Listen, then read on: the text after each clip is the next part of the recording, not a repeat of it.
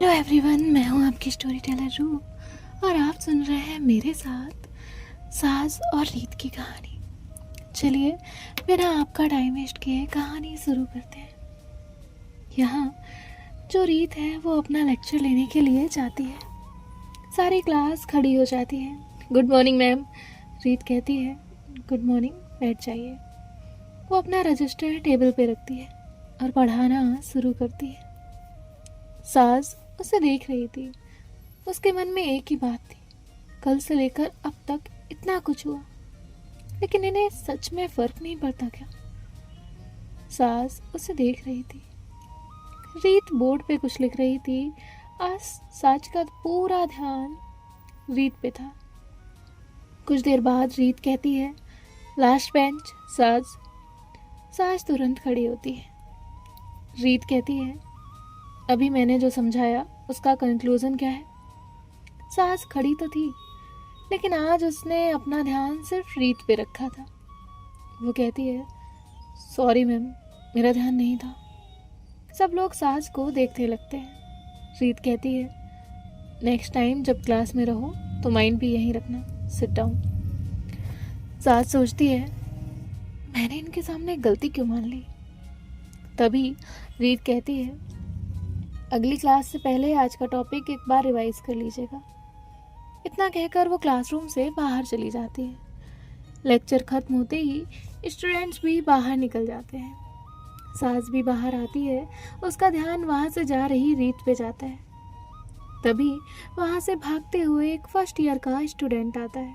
वो गिर जाता है। रीत झुक के एक एक बुक्स उठाकर उस लड़के को देती है और कहती है, ध्यान से बच्चा। बच्चा डर के कहता है, सॉरी मैम। रीत फिर वहाँ से आगे चलने लगती है। सास ये सब देख रही थी। फिर वो खुद से ही कहती है, आज का तो दिन ही खराब है, आज इन्हें इतना क्यों देख रही? नहीं, वो फिर से अपनी क्लास में जाती है। इनके एक के बाद एक क्लासेस होती हैं और फिर वो लोग जो हैं कुछ टाइम बाद लंच ब्रेक होता है तो वहाँ से निकलते हैं। तभी सास सिया के पास जाती है और कहती है, कल के लिए अब तक नाराज हो? सिया कहती है, नहीं। सास कहती है, सॉरी। सिया कहती है, हाँ पता है मुझे, अब सुनो ना। सास कहती है, क्या? सिया एक चिट्ठी उसे देती है और कहती है, ये काव्या को दे आओ। सास कहती है, मैं क्यों जाऊँ, तुम जाओ। सिया कहती है, हमारा झगड़ा हो गया है। सास कहती है, तुम दोनों का समझ ही नहीं आता, 5 मिनट में प्यार, 10 मिनट में झगड़ा। सिया कहती है, जा रही हो या नहीं? सास कहती है, हाँ जा रही हूँ। कहाँ है वो? सिया कहती है, सेकंड फ्लोर, लेफ्ट वाला क्लासरूम। सास कहती है, ओके। सास उस क्लासरूम की तरफ चली जाती है। सास बिना नॉक किए ही रूम के अंदर जाती है। रीत उस वक्त क्लासरूम के कोने में अपने बैग में वाटर बॉटल रख रही थी। सास सीधा अंदर आती है। उसकी नज़र सिर्फ काव्या पे थी। वो कहती है, मैम, प्यार आप दोनों का और पोस्टमैन मुझे बना दो। काव्या एकदम से बड़ी बड़ी आंखें करके उसे देख रही थी। सास लेकिन सास कहाँ ही सुनने वाली थी। वो कहती है, कसम से एक दिन ना आप दोनों की लव स्टोरी के चक्कर में प्रिंसिपल से डांट मुझे पड़ेगी। काव्या उसे इशारा करती है, लेकिन सास देखती ही नहीं। वो उस चिट्ठी को काव्या को देती है और कहती है, लो, मैडम ने भेजा है, कह रही थी कि झगड़ा हो गया है। काव्या कहती है, ये मुझे पहले से पता है। वो चेयर पे बैठ जाती है। काव्या कहती है, सास बस। तभी सास कहती है, वैसे मैम एक बात बताओ। काव्या कहती है, नहीं कुछ मत बोलो। सास कहती है, ये जो मिस रीत है ना, ये क्या अकड़ो इंसान है? काव्या कहती है, सास कहती है, अरे सुनो तो, हर वक्त ऐसे रहती हैं जैसे हंसी पे टैक्स लगता हो। कसम से एक गुड मॉर्निंग बोलती हैं तो लगता है अटेंडेंस ले रही हैं। काव्या कहती है, सास अब चुप करो। सास कहाँ ही रुकने का नाम लेती। वो कहती है, उनका देखने का स्टाइल ऐसा है जैसे सामने वाला असाइनमेंट हो। काव्या कहती है, सास पीछे देखो। सास कहती है, क्यों देखूं मैं सच बोल रही हूँ। वैसे मैम आप ही बताओ, उनने कभी हंसती भी है या नहीं? मुझे तो लगता है अगर कोई जोक भी सुना देना तो वो उसका एनालिसिस शुरू कर देंगी। इसी वक्त पीछे से आवाज़ आती है, लगता है तुमने मेरा काफ़ी ज़्यादा गहरा एनालिसिस कर लिया है। साज की हंसी एक पल में गायब हो गई। उसने धीरे से पीछे देखा, जहाँ रीत बिल्कुल काम एक्सप्रेशन के साथ वहाँ खड़ी थी और साज को ही देख रही थी। साज तुरंत कहती है, गुड आफ्टरनून मैम। काव्या को हंसी आ रही थी। साज के एक्सप्रेशन देख के रीत कहती है, तुम्हारी बात पूरी हो गई? साज कहती है, नहीं, लेकिन अब नहीं करूँगी। रीत कहती है, तो तुम्हें लगता है मैं अकड़ू हूँ? साज ने काव्या को देखा। काव्या उसे इशारा करती है कुछ मत बोलना, लेकिन साज तो साज थी। वो कहती है, थोड़ा। रीत बिना कोई रिएक्ट करे कहती है, सिर्फ थोड़ा? साज कहती है, नहीं, मतलब थोड़ा ज़्यादा। रीत कहती है, अच्छा, ये भी बता दो, ये फैसला तुमने कितनी क्लास देख कर लिया है? साज कहती है, पहले ही दिन। काव्या की जोर से खांसी आई। साज उसे देखते हुए कहती है, क्या हुआ? काव्या कहती है, कुछ नहीं। रीत कहती है, वैसे तुम्हारी ऑब्जर्वेशन अच्छी है।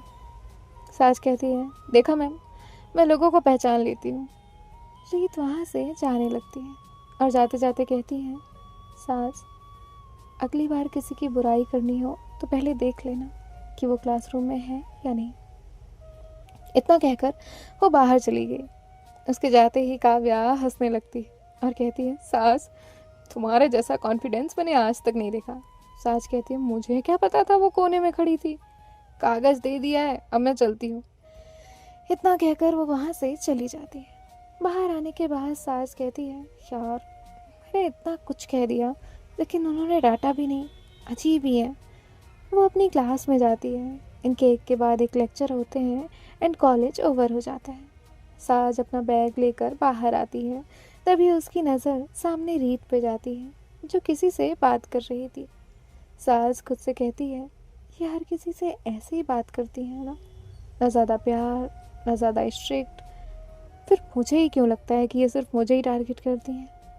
जिसके बाद वो वहाँ से आगे बढ़ जाती है। गुरुकुल अब पूरी तरह से शांत हो चुका था। साज देखती है कि रीत अपने कॉटेज की तरफ जा रही है। साज के फेस पे उसे देख के एक शरारती स्माइल आती है। वो इधर उधर देखती है और कहती है, एक छोटा सा प्रैंक, मजा आ जाएगा। साज उस तरफ जाती है। वहाँ पे गार्डन में पानी देने के लिए किसी ने पाइप छोड़ दी थी। साज ने धीरे से पाइप उठाया और उस पाइप को रीत की तरफ किया। अगले ही पल पानी तेज धार से सीधा रीत पे जा लगा। रीत ऑलमोस्ट भीग चुकी थी। साज हंसने लगती है, हिट, बिल्कुल परफेक्ट हिट। रीत ने पहले अपने फेस से पानी क्लीन किया। साज हंस रही थी। रीत कहती है, पानी ठंडा था। साज की हंसी रुक जाती है। वो कहती है, क्या? रीत कहती है, अगली बार दोपहर का वक्त चुनना, शाम के वक्त ठंड लग जाती है। साज बस उसे देखती रहती है। साज कहती है, मैम, आप गुस्सा होने की ट्रेनिंग भूल गई हैं क्या? रीत कहती है, नहीं, बस हर बात पे गुस्सा करना ज़रूरी नहीं होता। साज पाइप लेकर रीत के सामने आकर अपना सर टेढ़ा करते हुए कहती है, सच सच बताइए, बिल्कुल भी गुस्सा नहीं आया? रीत कहती है, तुम यही जवाब सुनना चाहती हो? साज कहती है, हाँ, थोड़ा सा। रीत कहती है, निराश होना पड़ेगा, मुझे कोई गुस्सा नहीं आया। साज कहती, यार, भजा ही खराब कर दिया। मैं सोच कर आई थी कि आज तो पक्का डांट पड़ेगी। रीत कहती है, डांट पड़ती तो खुश होती। साज कहती है, कम से कम प्रैंक सक्सेसफुल लगता। रीत कहती है, इस पाइप को वापस रख दो। साज पाइप अपनी जगह रखती है और रीत वहाँ से चली गई थी। साज भी अपने हॉस्टल में आ जाती है। अगली सुबह कैंपस में हमेशा की तरफ चहल पहल थी। अब साज बैग लेकर आती है। तभी वो सुनती है कोई कह रहा था, प्रोफेसर रीत का आज लास्ट वीक शुरू हो गया है और वो यूनिवर्सिटी छोड़ देंगी। साज के कदम वहीं रुक गए। साज कहती है, ये क्या बोल रहे हो तुम लोग? एक लड़की कहती है, तुम्हें नहीं पता? रीत मैम टेम्पररी फैकल्टी हैं, आज उनका कॉन्ट्रैक्ट ख़त्म हो रहा है। आज उनका यूनिवर्सिटी का आखिरी दिन है। साज के हाथ से बैग गिर गया। वो तुरंत वहाँ से सीधा रीत के केबिन में गई। रीत कुछ किताबें रख रही थी। वो कहती है, साज, तुम? साज उसके सामने आकर रुकती है और कहती है, मैम, ये सब क्या बातें हो रही हैं?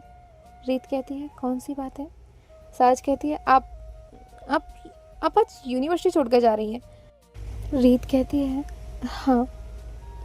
साज कहती है लेकिन क्यों? रीत कहती है क्योंकि मैं यहाँ सिर्फ कुछ वक्त के लिए आई थी। मेरा कॉन्ट्रैक्ट आज ख़त्म हो रहा है, इसलिए आज मेरा यहाँ आखिरी दिन है। साज कहती है नहीं, ये नहीं हो सकता। कल मैंने आपके ऊपर पानी डाला था ना, इसलिए आप मुझसे नाराज हैं, इसलिए जा रही है ना आप? रीत कहती है साज नहीं, मैं ऐसे क्यों करूँगी? कल जो हुआ वो बस एक शरारत थी, उसका मेरा यहाँ से जाने से कोई लेना देना नहीं। ये फैसला बहुत पहले ही हो चुका था। साज कहती है नहीं, ये नहीं हो सकता, आप नहीं जाएंगी। रीत कहती है क्या? साज कहती है आप नहीं जाएंगी, बस आप नहीं जा रही हैं, आप जा ही नहीं सकती। रीत कहती है साज तुम ऐसा क्यों कह रही हो? साज कहती है नहीं पता, लेकिन आप नहीं जा सकती।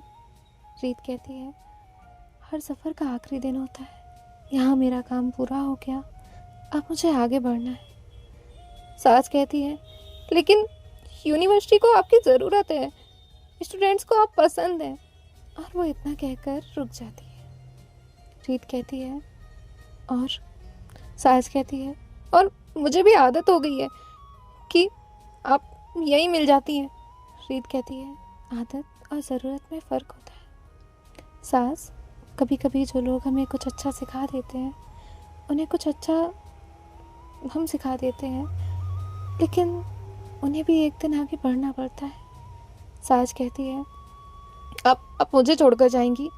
रीत कहती है साज किसी को छोड़कर जाना और ज़िंदगी के अगले मोड़ पे बढ़ना दोनों अलग बातें होती हैं। मैं तुम्हें छोड़कर नहीं जा रही, बस यहाँ की जिम्मेदारी पूरी हो गई है। साज कहती है नहीं, मुझे कुछ नहीं सुनना, आप नहीं जा सकती। रीत कहती है साज कहती है आप नहीं जा सकती, समझिए आप। रीत कहती है साज कुछ फैसले हमारे हाथ में नहीं होते। साज कहती है इसका मतलब हम कभी नहीं मिलेंगे। रीत कहती है ज़िंदगी बहुत छोटी भी है और बहुत बड़ी भी, कौन कब और कहाँ दोबारा मिल जाए ये कोई नहीं जानता। हो सकता है हमारी मुलाकात फिर हो या ना भी हो, लेकिन उस डर से आज को बुरा बनाना भी नहीं चाहिए, समझी? साज कहती है आप ऐसा कैसे कर सकती हैं मेरे साथ आप ऐसा क्यों कर रही हैं? आप समझ क्यों नहीं रही मैम? मुझे ये बिल्कुल अच्छा नहीं लग रहा है। उसकी आवाज़ धीरे धीरे बढ़ने लगती है। वो कहती है अगर आज आप यहाँ से चली गई ना, तो मैं कभी आपसे बात नहीं करूँगी, कभी भी नहीं। रीत ने आज पहली बार अपनी नज़र झुकाई होती है। वो कहती है साज नाराज़ होना आसान नहीं होता, लेकिन कभी कभी कुछ फैसले हम खुद भी बदल नहीं सकते। साज की आंखों में आंसू थे। वो कहती है नहीं, आप बदल सकती हैं, बस एक बार कह दीजिए कि आप नहीं जाएंगी। मैं रोज़ क्लास में चुप बैठूंगी, कोई शरारत नहीं करूंगी, कभी आपको परेशान नहीं करूंगी, बस मत जाइए। रीत कहती है कभी कभी अलविदा इसलिए नहीं होता कि लोग एक दूसरे की परवाह नहीं करते, अलविदा इसलिए होता है क्योंकि ज़िंदगी हमें अलग रास्तों पे चलने के लिए मजबूर कर देती है। तभी केविन से कोई कहता है रीत मैम गाड़ी आ गई है, सब लोग आपका इंतज़ार कर रहे हैं नीचे। रीत कहती है ठीक है मैं आती हूँ। साज वहीं खड़ी रह गई, उसकी आंखों से आंसू आ रहे थे। रीत उसके पास आई और कहा साज खुद को संभालो, तुम टूट नहीं सकती, तुम्हारे सामने तुम्हारी पूरी ज़िंदगी पड़ी है। साज कहती है और उस ज़िंदगी में आप नहीं होंगी। रीत कहती है अपना ख्याल रखना और एक बात याद रखना, ज़िद करना बुरी बात नहीं होती, लेकिन उस ज़िद को अपनी ताकत बनाना, गुस्से को अपनी पहचान मत बनने देना। तुम बहुत अच्छा कर सकते हो, मुझे तुम पे पूरा भरोसा है। साज ने एक कदम उसकी तरफ बढ़ाया और कहा प्लीज़ मत जाइए। रीत कहती है साज मुझे जाना होगा। साज कहती है नहीं, आप नहीं जा सकती। रीत कहती है चलो, सब लोग नीचे इंतज़ार कर रहे हैं, तुम भी चलो, मुझे बाय बोलने चलो। साज कहती है, किस बात की सजा दे रही हैं आप, बताइए मुझे। रुकना नहीं चाहती ना आप तो जाइए, हाँ जाइए, लेकिन एक बात याद रखिए, ये जो आप कर रही हैं ना ये बहुत गलत है, बहुत ज़्यादा गलत। मैं नहीं आऊँगी आपको बाय कहने, नहीं आऊँगी, समझी ना आप, नहीं आऊँगी। वो दूसरी तरफ फेस करके खड़ी हो जाती है। रीत कुछ पल तक साज को देखती रही। कुछ वक्त बाद उसने कहा, अपना हमेशा ख्याल रखना, और वो वहाँ से बाहर चली गई। साज वहीं खड़ी रही।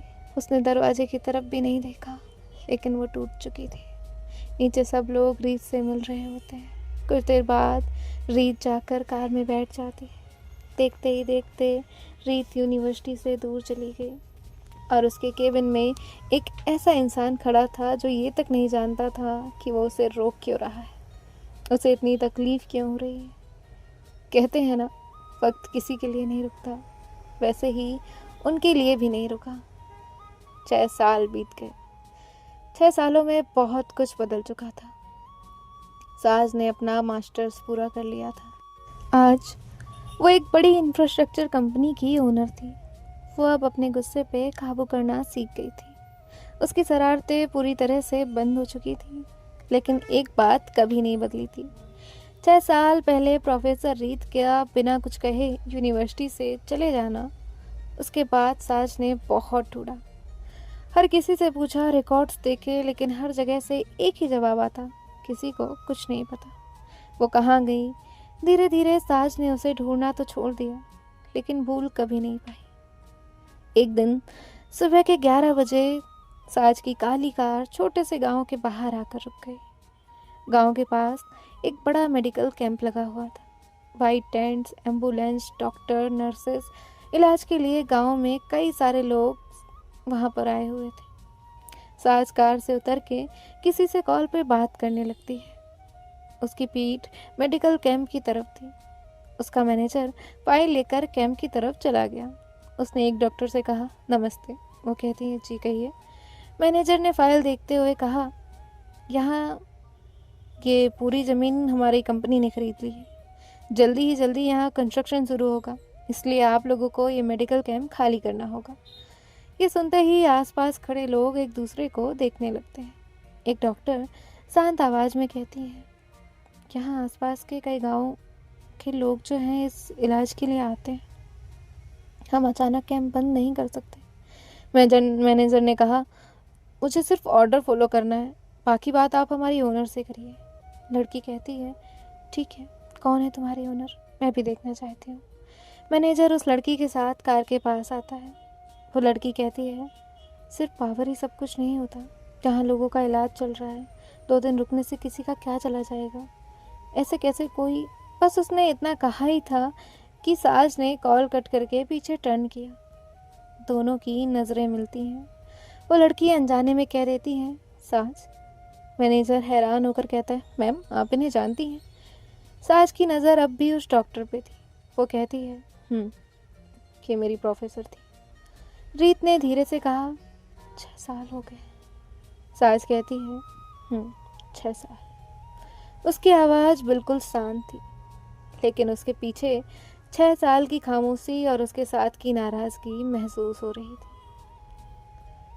अब गाइस देखते हैं नेक्स्ट पार्ट में क्या होगा। आई नो कि आपको लगेगा बहुत जल्दी हो रही है इसमें, लेकिन डोंट वरी, अब स्टोरी अच्छी होनी चाहिए। थोड़ा जल्दी जाएगा तो कोई इशू नहीं है, इतनी जल्दी भी नहीं होगी क्योंकि अभी इनका प्यार शुरू नहीं हुआ है। बस हाँ, पास्ट में क्या हुआ था, इनकी स्टोरी कैसे शुरू हुई, या ये चीज़ें क्यों साज ने कही थी, ये आपको तो आगे पता चलेगा। आप सुनना मत भूलिएगा।